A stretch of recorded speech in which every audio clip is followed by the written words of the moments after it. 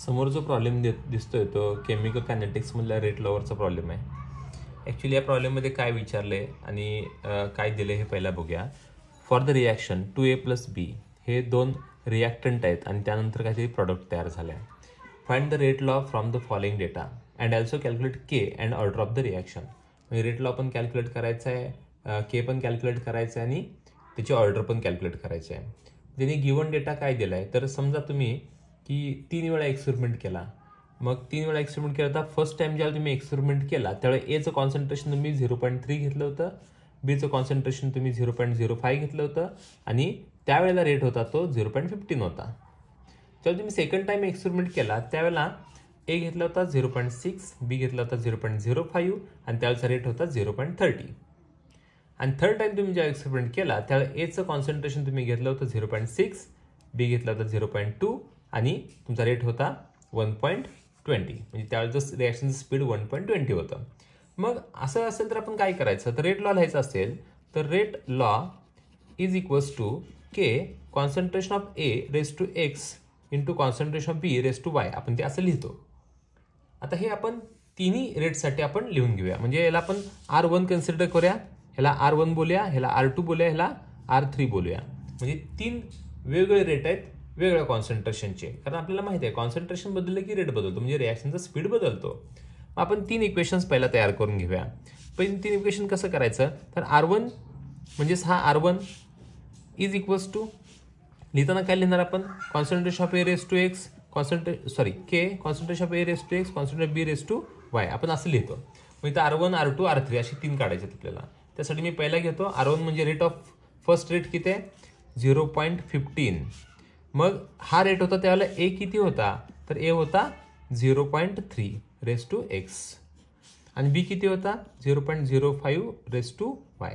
ह्याला equation first बोलूया. Second इक्वेशनमध्ये रेट किती होता 0.30 इज इक्वल्स टू के किती होतं त्यावेळेला कॉन्सन्ट्रेशन 0.6 कॉन्सन्ट्रेशन होतं आणि त्यावेळेचं बीचं कॉन्सन्ट्रेशन किती होतं तर 0.05 रेस टू वाय. ह्याला सेकंड इक्वेशन कन्सिडर करूया आपण. थर्ड इक्वेशनमध्ये R3 किती होता 1.20 is equals to k A किती होता 0.6 raise to x 0.2 raise to y. ह्याला आपण थर्ड इक्वेशन असं बोलूया. आता आपल्याला काय करायचं आहे एक्स आणि वाय कॅल्क्युलेट करायचं आहे. आणि एक्स आणि वाय कॅल्क्युलेट करायचं असेल आपल्याला तर आपण काय करायला पाहिजे तर सगळ्यात महत्त्वाचं की आपल्याला इथून नंतर समजून घ्या आता की एका इक्वेशनला दुसऱ्या इक्वेशनला डिवाइड केलं पाहिजे. मग आपण कसं डोकं लावायचं तर दोन इक्वेशन असे सिलेक्ट करायचे की त्याच्यामध्ये मोठी व्हॅल्यू वर घ्यायची छोटी व्हॅल्यू खाली घ्यायची आणि त्याच्यामध्ये ह्या दोन व्हॅल्यूज सेम असायला पाहिजे. मग आता पहिला असं करूया आपण इक्वेशन सेकंडला इक्वेशन फर्स्टनं डिवाइड करूया. Equation second divided by equation first. Equation फर्स्टनं डिवाइड करा. असं काय केलं याचं कारण सांगतो मी. हा बघा ही व्हॅल्यू कशी आहे मोठी आहे ना 0.30 आणि ही व्हॅल्यू छोटी आहे. मग छोट्या व्हॅल्यूनं डिवाइड करणं सोपं जातं. आणि एक गोष्ट दुसरी फायद्याची काय माहिती आहे आपल्याला तर हे बघा हा 5 आणि हा 5 कॅन्सल होणार आहे. ही एक फायद्याची गोष्ट आहे. मग बघा मी काय करेन तर 0.30 डिवाइड बाय 0.15 म्हणजे या इक्वेशनला या इक्वेशनला डिवाइड करायचं आहे इज इक्वल्स टू पुढं k 0.6 raise to x 0.05 raise to y k 0.3 raise to x 0.05 raise to y. आता हे इक्वेशन मी डिवाइड करून घेतलं सेकंडला फर्स्टनं डिवाइड केलं. मग मी काय करेन तर हा के कॅन्सल झाला, हा 0.5 कॅन्सल झाला.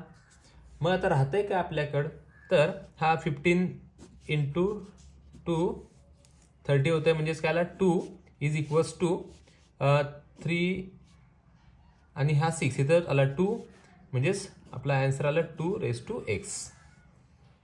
मग आता 2 रेस टू एक्स आला म्हणजेच काय 2चा कितवा घातांक हा 2 असतो तर एक्सची किंमत येते therefore x is equals to किती आला 1 आला.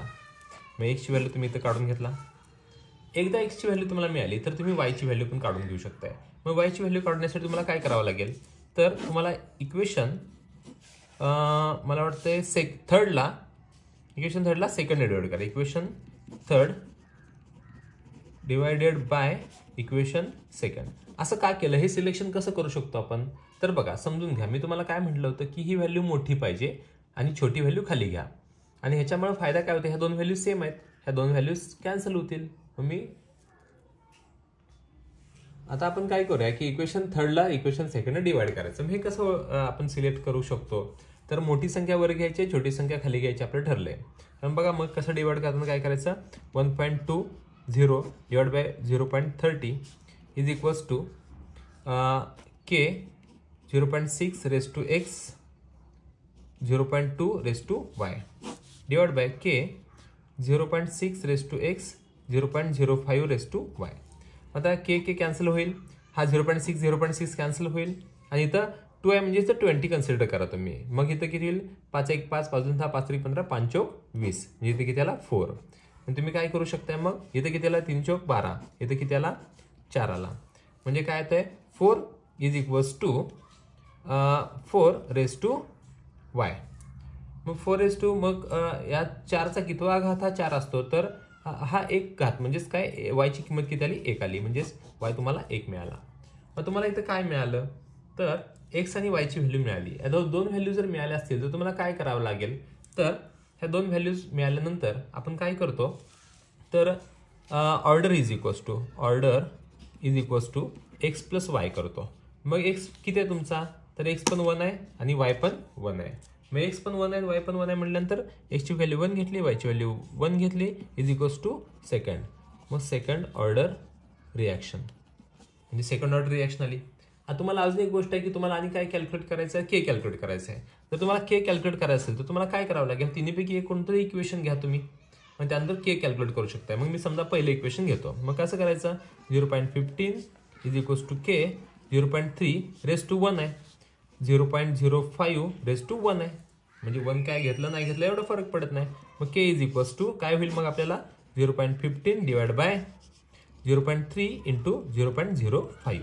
आता याचा जर आपण सॉल्व्ह केला तर केची व्हॅल्यू येते. मग केची व्हॅल्यू किती येईल, के इज इक्वल्स टू काय येईल, 5 1 5 5 3 15 3 येईल.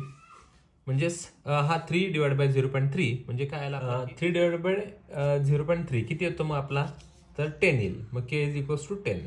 आता के इज इक्वल्स टू 10 आला, मग आपण काय करतो, तर केस युनिट काय आहे, तर सेकंड ऑर्डर आहे ना. सेकंड ऑर्डर असेल तर केस युनिट असतं मोलार पर सेकंड. मग हे के आपल्याला फाइंड आउट केलं आपण. म्हणजे आपण ह्या प्रॉब्लेममध्ये आपण काय काय फाइंड आउट करू शकलो, तर पहिला तर रेट लॉ, त्यानंतर आपण एक्स आणि वायची व्हॅल्यू कॅल्क्युलेट केली आणि एक्स आणि वायची व्हॅल्यूची सम केल्यानंतर ऑर्डर मिळाली आणि याच्यानंतर आपण के कॅल्क्युलेट केला. मग के कॅल्क्युलेट करताना तिन्हीपैकी कोणतेही एक इक्वेशन वापरलं तरी चालतं.